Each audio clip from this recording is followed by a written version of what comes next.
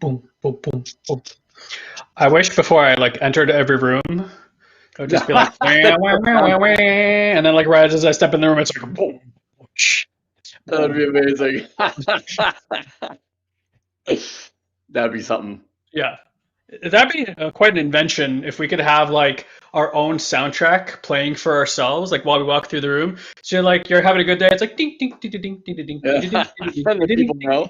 ding, and then it's like you're having a bad day. It's like, and then you just like hear it the whole time. At least people then will know how to treat you. Well, you'd be the only crazy person hearing it. If it's on loudspeaker, then you're really just we wouldn't hear anything in the world anymore. Not that we hear anything as it is, but that would be fun. Welcome, Apple, everybody. Apple, I'm looking at you. Yeah, I'm looking at you. Figure this Welcome, out. everyone, to another installment of the Old Souls and Seekers podcast. If you found your way here, and this is your first time, welcome. We drink kooky drinks, have kooky conversations, and make kooky noises What's cookie sometimes. night? Cookie or Sometimes. cookie? Cookie. Cookie, cookie, cookie. Now you got me all. Yeah, the cookie. You got the chips and the chocolate chips and the macadamias. We got the cookies. All right. Well, if you're here, if you're actually with us live and you want to say hi, please do that in the comment box and we can just acknowledge you and see that you're here. Always fun to have you here. Today is what day? Wednesday.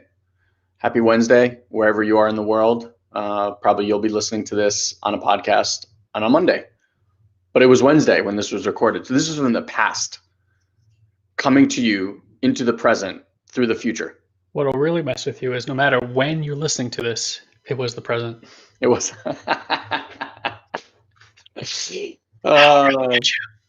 Awesome. All right. Well, we wanted to talk about something that we've been, I guess, recently just really noticing more and more and more. And we started sharing it with each other and we were like, this is very odd. And that is why we've stopped reading books.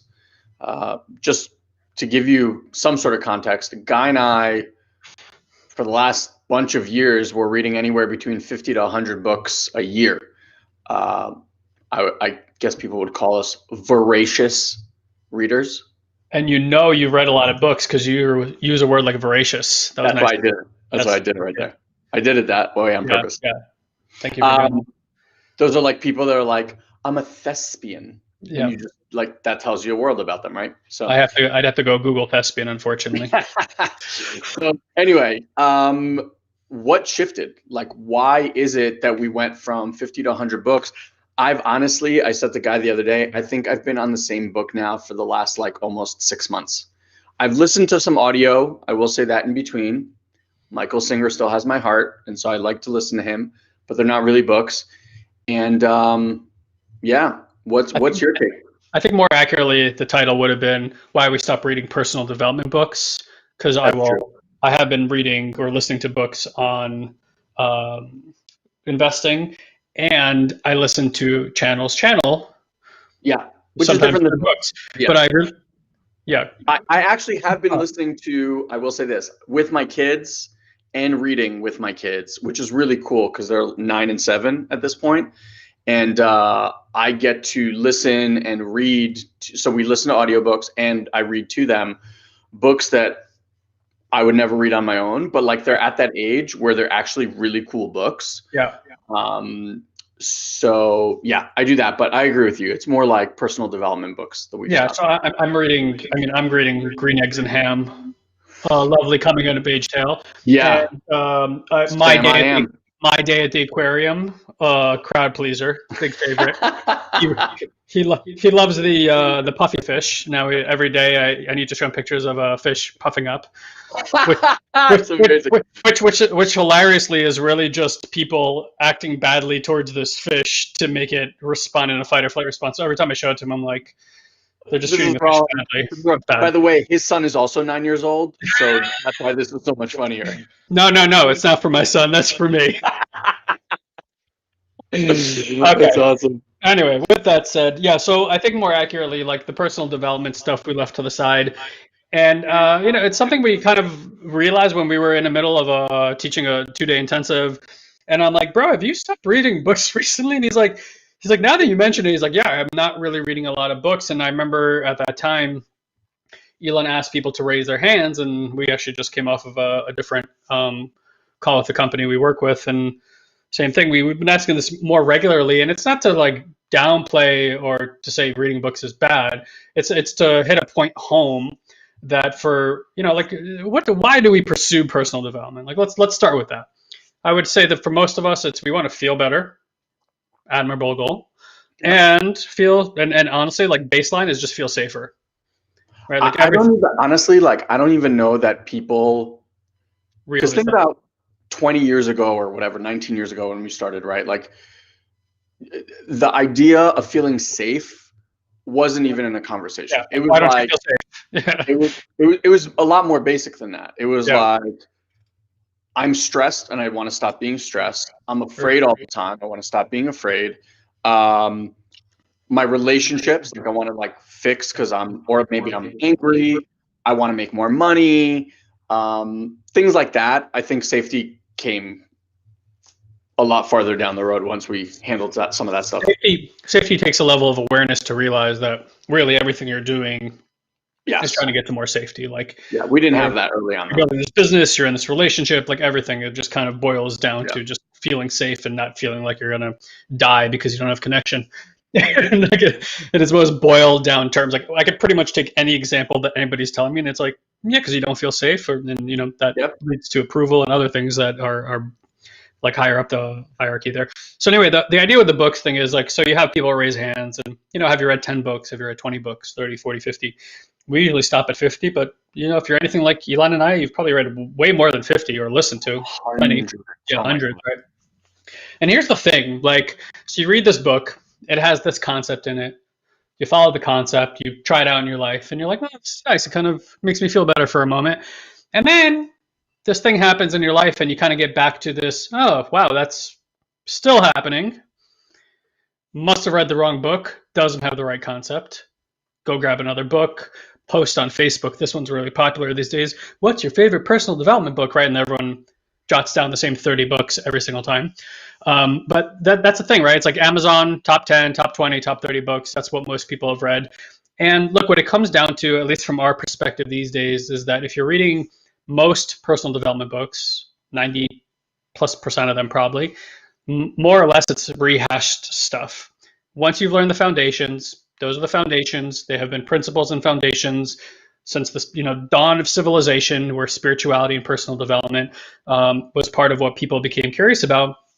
And even though very clever marketing will slightly change the name of something to make it sound new and improved, it isn't. It's just the same old thing. And you also got to get that most people, all people for the most part, most people and all people for the most part are stuck in conditioned linear mind type of thinking. So these books are being produced with that in mind, that there's a conditioning and there's a linear process for new conditioning to undo the old conditioning, because the old conditioning is bad, this new conditioning is good, until we find out the new conditioning is bad, and then we need new conditioning to make that old conditioning, because that old conditioning is now bad, and there's a lot of conditioning. So we're using a lot of conditioner here, but no one's really getting to that Pantene Pro. No one's really getting smooth. Yeah, you don't get to that Pantene Pro V hair that we're all looking for. So we got to really take a look at that and wonder, okay, so what is this game about that we're playing? And if you've been listening to the podcast or you're in our Facebook group, and again, if you're not in the Facebook group, go to joinoldsouls.com and become part of the Facebook group. That's my marketing voice. Worst voice ever. It doesn't make anybody want to do anything. I think just by the virtue that you said it in that voice is going to make people not want to join the group. Join the Old Souls group. Just go in there. Join. I think it goes like this. It goes, if you're interested and you want to expand your horizons. Oh, that's good. That's not bad. Join Old Souls. I thought you were going to go the other direction with it, where you're like, in a time where old souls need a group. Get the chopper. I was going for the yoga meditation. Very beautiful. Yeah, I went straight psychopath on it. Just get in the group. Anyway, Jesus Christ, get in the group. Back to why we don't read personal development. Yeah, so we don't read the books. so we can make ha-has of each other. But so my point here is that look, what we train people on today is how to become aware of awareness. It's kind of a funny thing to say, but the truth of it is most people are not aware that they are awareness. They think about awareness, but they're not directly experiencing awareness. And the funny part is that magical things happen when you learn how to connect to your awareness. Now, one of the aspects of awareness is that awareness is always awake and awareness is all knowing. And if you start leveraging this part of you that we all naturally have, and it actually takes very little, a few pointers for people to become aware of their awareness, and this is what we train on our 2-day intensives and in our group coaching programs, and this is what we do is we cultivate the energy of awareness. And what you find is just, like if you think about where did information begin coming from? Where did we get spiritual ideas? And you don't have to go back very far because the first religion on our planet is the Hindi religion, the Indian religion and culture. And if you do some research, you will find that the Vedantas that were written by people sitting around listening to nothing. Like in the nothingness and the awareness, in the awakeness of that awareness, information started coming through this field. And I imagine at that time it was probably easier to listen because the world was a lot quieter. But nonetheless, and that's an interesting thing too, it's like quieting oneself allows for you to become aware of awareness. And from that awareness, you can then cultivate energy within the awareness, which allows you to more easily connect to it. It actually recreates the foundation from which you become aware from. And then there is a knowingness in this space that actually starts teaching yourself. Now, why would one want to do this? Because if you think about any book that you've read, again, that's still somebody else's conditioned mind on a piece of paper and their attempt to use language to describe an experience that they've had such that maybe they can open a doorway for you to have that experience as well. Now, if you go have a similar experience, it's the experience that actually changes you, not reading the words on the page, right? Because the words on the page are the words on the page. That gets cataloged in there somewhere into philosophy and things that I know. But, what's that line? Information not applied, or whatever, information applied is wisdom, or something like that. Yeah. I don't know the exact line, something to that extent. So that's just one level of wisdom, but again, that's still coming from a linear mind. Awareness has no linearity. It is a quantum in nature. It is pervasive and infinite. It is everywhere and always and will always be here.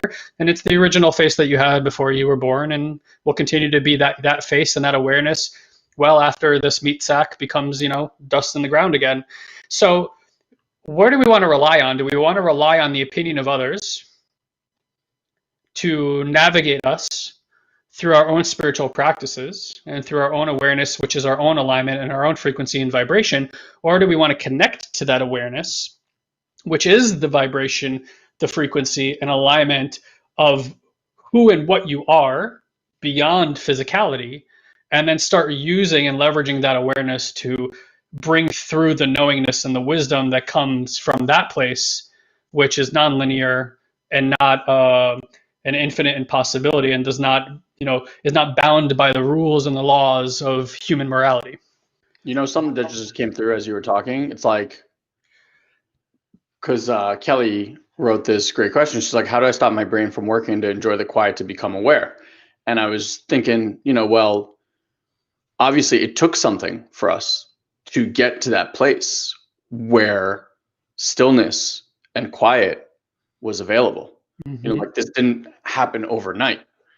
And I was just thinking how books, in essence, are like in a way, a lazy shortcut to get answers, right? Like we go to school and there are those people that do all the work and raise their hands all the time and know the answers. But for the most part, what are people doing?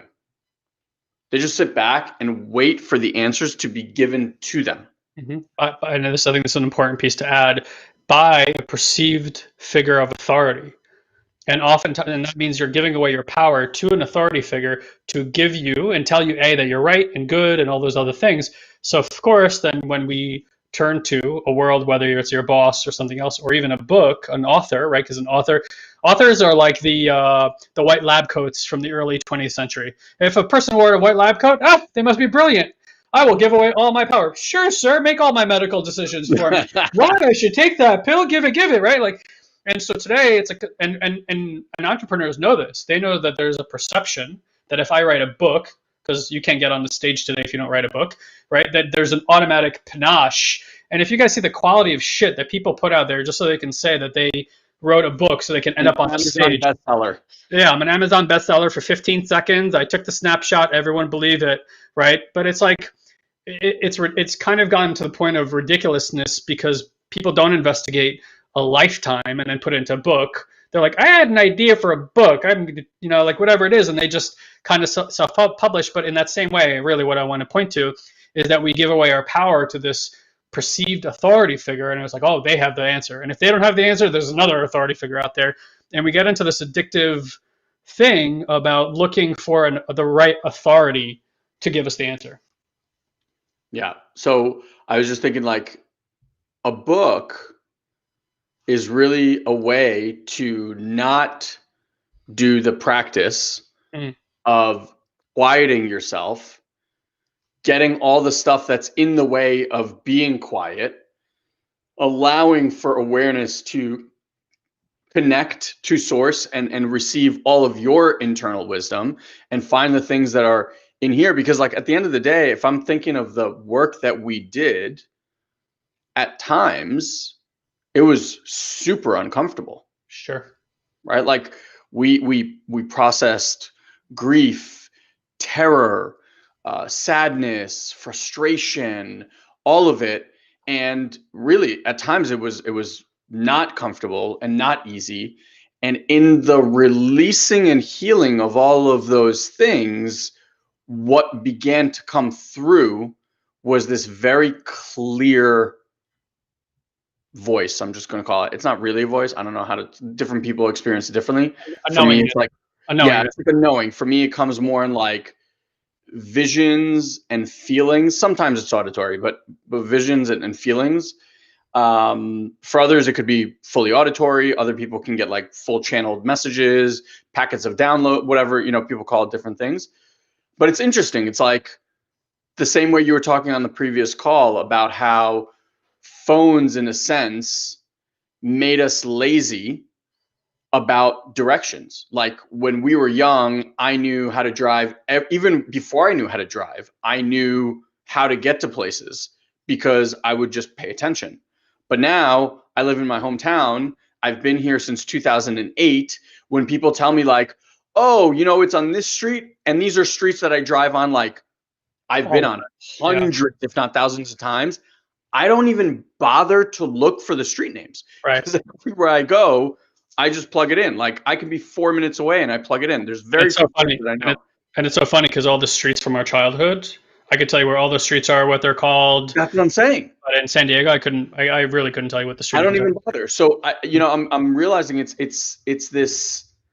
It takes something, or we're talking about like, don't get those answers from there, but it takes something because there's a dedicated practice that we put through that for years we weren't necessarily getting those messages.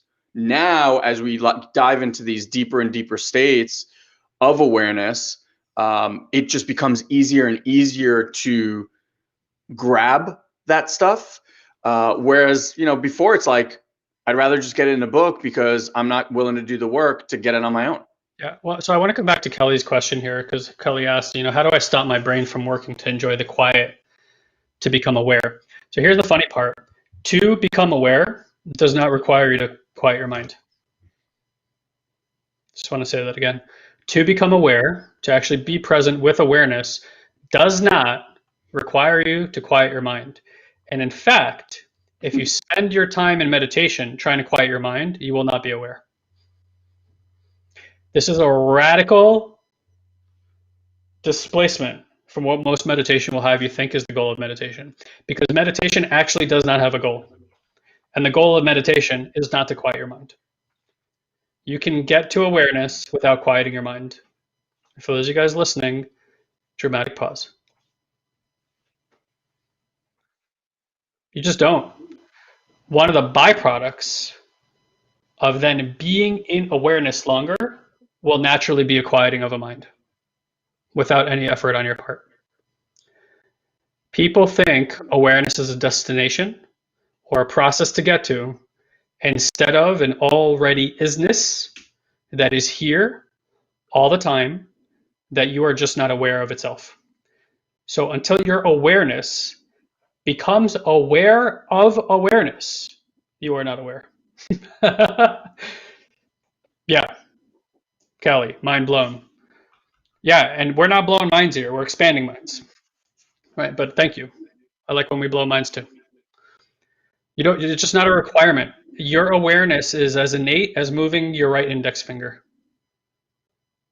It's as innate as whistling or scratching yourself. There's no differentiation. And there is an entire society and culture and business of people that are trying to complicate this to make it seem as if only they have a specific answer. It's inaccessible, and it has nothing to do with any of that. The only reason one would not be able to find their awareness is because somebody with awareness has not pointed it out yet to a person that has not become aware of it yet. What Elon and I do is we're not healers. Mm-mm. We're articulate because we spent many years doing personal development work, understanding human psychology and development. So we have a foundational understanding of how humans develop. But I can tell you the work we do today, we don't even explain to people their development. We're like, there's your awareness. And I'm pointing for those of you that can't see. We go, there it is. There it is. And then we bring you to a place where you go into a process. And the process is what you do on a daily basis to yourself. And we leverage your awareness to view what's happening not in your mind, but instead what's happening in your body, and more specifically at the subtle energetic level of the body. Yeah. And the only reason we can do this is because we've been doing those practices. We've been being those people for such a long period of time that, no joke, and again, believe it or not, I can explain to you scientifically how this works. We have gained enough awareness over our own energetic bodies, our own Merkabas, so to speak, that when we put our awareness on something or somebody else, something in our field changes. And because we've deciphered our own awareness is then aware that that change is not ours, it's yours. Yeah. And even though we feel it in our bodies or our energetic bodies, we know that's your shift. So then what we do is we point that out to you in your body in real time, in your energetic body. We say, hey, are you noticing that with your awareness? And you go, uh-huh. And what you will notice is that the awareness that is noticing that energetic shift in your body is not your mind, it's the awareness. Yeah. And such that when we do that, then it's just like riding a bicycle. It's like, eureka, there's balance. And that's the activation point. Now, from the activation point is the cultivation. Yeah. Right? Now it's like, okay, great. Wow. Oh my God. I really can feel that in my body. I can really feel that in my energy system. Oh, the world opens up for you. Right? It's a radical shift in experiencing yourself and reality. Now you're free of the conditioned mind. Now what those books say about how to keep conditioning yourself into a new condition, nothing really matters anymore. Because instead of trying to change what's emerging in your experience, now your inquiry is just what's emerging. That's it. It ends there. No meaning, nothing to add to it. I'm just inquiring and interested in what's emerging. And you start cultivating this awareness that just is with what is all the time. It just can be with whatever is arising in its system with little to no judgment or no judgment at all. Like really the sweet spot is the no judgment. Yeah. That's the key. Because the way that most humans process things now, like here's the thing, whether you're aware of these things that are happening in your body or not is irrelevant because it's still affecting your life. Yeah. Right? Like when you have a contraction in the heart, whether you are aware of it or not, there's a part here in your brain or in your mind that sees this contraction and immediately labels it something. Mm. Oh no, that's really bad. Oh, I'm feeling really sad. Okay, what do I do? And then it goes into a strategy that you've developed for decades on how to deal with sad. Like, it's really interesting because I'm watching kids just kind of develop, like in my own household and then friends' kids, etc. So many parents, and I know like Russians do this all the time. It's like a very Russian thing to do. It's when a kid is sad, to make them stop being sad, they get what? A treat, a piece of candy. It's like, hey, if you stop crying, I'll give you this. What is that program in the body? Every time a little bit of sadness comes, now you're 25 years old, what do you reach for?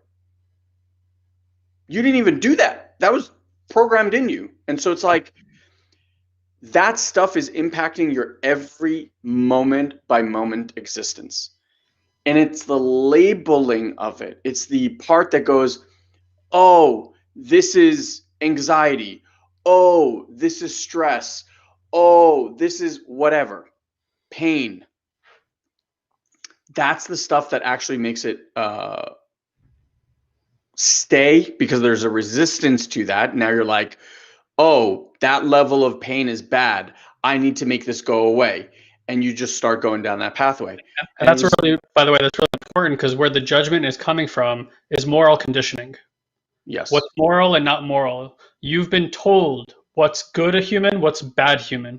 You would never decipher it because it wasn't necessary. I made this joke before, but I'll say it again. Oh, that's your daughter calling me. Kids don't need to be told not to go kill people. No kid's running around with a knife just stabbing people all over the place, right? Like we've built a human moral code, society, governments, religion. This is it and this is not. We've taken positive and negative and we've made it good and bad. We've made light and dark, good and bad. It's none of those things. And because most people's minds are conditioned, they will not look by conditioning at those aspects of themselves and henceforth have no peace with them. Because your conditioning is that part is bad, be at war with it. So you have to be in a fight, stuck in a fight or flight response against it in order to war with it ongoingly your entire life. And we can tell you, until you place yourself in a neutral energy, until you're what science calls a down-regulated nervous system parasympathetic response, your ability to source your life from a place of safety is literally impossible. And so you make your choices, and the energy that you invest in your creations comes from scarcity, fear, lack, resistance, and whatever is being generated and created by those energies will create more scarcity, lack, resistance. It will because the source of energy always creates more of that energy. Yeah. So the only place that we can stop doing that from is actually a neutral place within ourselves, and we cannot do that from a conditioned mind. Yeah, just something that I shared with someone who was doing our 2-day event. She was saying how she was experiencing this pain in her heart and this and that. And I just said, instead of actually labeling it, what if you just went in there with curiosity and just noticed the sensation? Because at the end of the day, there's just sensations occurring inside. Maybe it's a contraction. Maybe it's like bubbles or poking or prodding, or a constriction, or a weight is on it, or whatever it might be. But the labeling is what actually makes it stick around. If you just watched the sensation, it's like, oh, there are tickles. Like I feel like vibration. I feel a collapse. I feel a tightness. I feel a pinch, right? Now, all of a sudden, you're just watching. Just watching. There's no thing that is good. There's no thing that is bad. There's just this isness is happening right now. And in that state, when you can get into that place and you're just simply observing, these energies just move.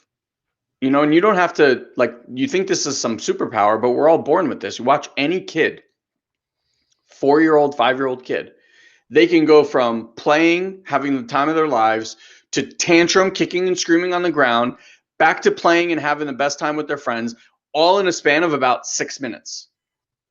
And the adults watch us. We're like, I don't know, fuck, what? Because for you, when you have a tantrum, and adults have just as many tantrums as kids, right? We just mask it a little bit. It destroys your entire day, maybe even your week. But all it is just allowing for that energy to move through. And the reason, back to this book thing, the reason why I believe books aren't as helpful, and in fact sometimes can be downright like make it even worse, is because your mind is the one reading the books, looking for understanding, definitions, etc., of what is happening in your life. Even further, it's looking for patterns it already knows. Yeah, but now, like, when things are happening, you now just have new language to describe this thing that's happening. So you're like, oh, now I know why when my boyfriend does this, or my wife does that, or my kids do this, what's actually happening is this, it's triggering this thing from my mom, and then that. And now you have all this explanation, but that doesn't give you any access to actually heal it. You just gave it another label. And that other label is like, okay, so this is what it is, and now we just get to keep this little piece. Yeah, go ahead. Sorry. Nothing. I was contemplating, like, like, what if we can get to a place in society where discomfort was no longer judged? And Patrice was talking about our next event. At the time of this recording, on this Wednesday, in this present moment, January 8th is the next event. Yeah, January 8th. Yeah, and for anybody who is interested in hopping onto that next event, you can go to intuitivemind.live. Was that a better voice for the marketing? Intuitivemind.live. Workshop it. Live. Okay, I'll get there. You gotta play with the frequencies. So I was gonna say, like, what if we could get a place to that there was nothing wrong with discomfort in society? What if we could see that sensation was an integral part of human development and growth towards awareness and enlightenment? Would you experience things differently? Because the conditioned mind, again, has been conditioned to believe that discomfort is something to close around, battle against, lock up against, create defenses against. And here's the reality, guys. This work, everything Eli and I are talking about, this cultivation of energy, is about creating fluidity in the human body. Okay? I've said this a few times on here before, but I'll say it again. Because of maps in human development, it's pretty easy for Elon and I to walk into a room today, look at people, meaning the shape of their bodies, and tell you with about 80 to 90% degree of certainty what their underlying psychology and problems are in their life are. Now, that might seem like magic, but again, it's just experience and understanding how development works, and understanding that the mind actually shapes the body. The conditioning actually shapes the body, because the conditioning is what constricts the body in certain ways. Now, imagine if the body's constricted there ongoingly and energy no longer flows there. Some parts of the body are going to grow where there's more fluidity. Other parts are going to shrink because they don't need it. That's why when you have a person with a really frail body system, like, like small women, usually like gymnasts, but without the muscle mass and stuff like that, there's a certain underlying psychology there. With people who can't seem to lose weight, there's a certain underlying psychology there, and that psychology is doing its best to create safety for that system. The weight is a way for that particular person to literally feel like they are creating distance between them, reality, and other people. And if they begin to start rapidly losing weight, they will activate a deep response, a fight or flight in their system. And as that anxiety raises up, the way they deal with that anxiety is by eating more, which is how they got there in the first place. And then they feel like they go on this yo-yo diet. So the body is literally under threat to lose that weight, and vice versa for people who can't gain weight. And lots of other little pointers that we can make out like this about how different systems maintain to try to create safety but never actually get there. So the moment a person would create safety, the entire body shape can change, which we see with our clients all the time.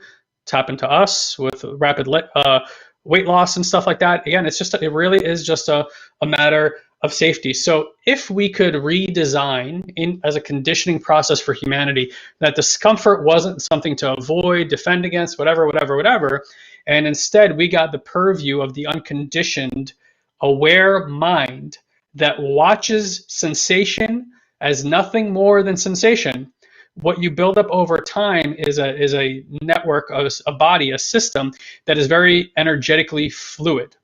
And Elon pointed at children who can jump from one emotion to another very quickly. Children are an amazing example of a fluid body. It's also why children I maintain are so freaking flexible, because they have energetic fluidity. Nothing is locking up. The muscle tissue isn't locking. The fascia tissue isn't locking. Everything just moves through their system. If we were actually healthy adults, when we would be upset, we would still be having temper tantrums. Except we look at it and we go, oh, that's uncomfortable. You need to shut up, child. Here's a piece of candy. Here's some sugar to shut you up, right? Like, who's the idiot in the room? The child's being nature. The child's being innate. And the funny part is that we get to that stressful point in our lives. We get to all the displeasure, the discomfort, because we believe the conditioning. We take on the conditioning. So, back to the point about the books, if you want to continue to read things that have been founded from a point of view of this conditioning, then keep reading those books. Because the people who are trying to solve how to get out of conditioning by creating more conditioning are still founded in the conditioning. Yes. And the only thing that we can be, is learn how to be aware, be in the awareness, free ourselves of the conditioning, which means letting go of even the smartest of books and start to actually learn the way that the ancients and indigenous did. And I really believe we're going to come back to this, not in a very long period of time. We're going to come to the indigenous and ask them these questions. What is the genealogy? How did we get here? Where did we come from? Because those paths actually know those answers. And we're gonna get to this place where we're gonna realize the only undistorted reality that any individual system can know is through the direct experience of their own awareness. Anything else is somebody else's conditioning. Exactly. So this is why we kind of want to point at this. If you guys are interested, by the way, again, in doing these awareness practices and learning how to activate these things, there's one of two paths, right? You either know that you're like, damn, this is the shit. I got to learn this stuff. I want to do whatever the fuck these guys are doing. If that's the case, then you want to come to our next event. You go to intuitivemind.live, intuitivemind.live. If you're like, this is really interesting and I would love to have a conversation with somebody, then you're in route number 2. You want to talk to one of our concierge coaches. They do free 15-minute strategy sessions. These are people we've trained in this. These are people who've been all over the world with us. These are people who've worked with us directly for long periods of time. Those are, if you want to speak to somebody before you make any sort of decision about what it is that you want to do or not do with us, you want to go to callsatori.com. Okay, so those are your two pathways. And that's kind of the rub of it. That's what I wanted to share, I think. Yeah. And Arlette, I think you're in our Facebook group, but if you're not, definitely head over to joinoldsouls.com and follow us there. Yeah, guys, thank you so much for the interaction. It's actually made creating podcasts with you guys in the middle, asking questions and stuff, a lot more interesting for us and fun. And I hope that you guys that listen to these recordings on the podcast are enjoying them as well. Yeah, please join the group, joinoldsouls.com if you haven't done so already. And like Guy said, if you're ready to jump into the next 2-day live event, which is on January 8th, you can head over to intuitivemind.live. All right, everyone. Boom. We'll see you soon. Love you lots. Thanks.